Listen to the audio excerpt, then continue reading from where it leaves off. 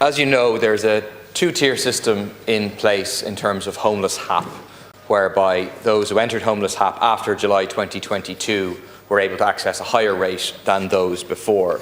It's resulted in a kind of unjust situation where people are faced with the prospect of renewed homelessness in order to be able to access the higher rate. So I'll give you an example from my constituency. It's a young woman who works very hard every day. She's lost her car because she hasn't been able to, she had to sell it, gets public transport over an hour a day to go work on a farm every single day, and she can't afford to pay her rent anymore.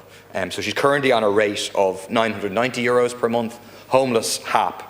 If she was to access homeless HAP today, she'd be entitled to €1,215 and she could pay her rent.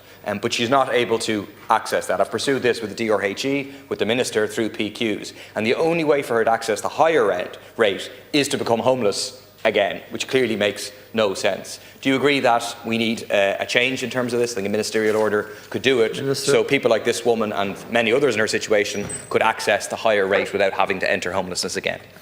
The very reason the higher rate of the HAP payment was made available in the first place is the recognition that the Minister has and the Government has regarding the need for that payment to do more and to help more and to make a difference in preventing homelessness. I'm not aware of what the exact issue is that could prevent somebody from accessing that higher rate.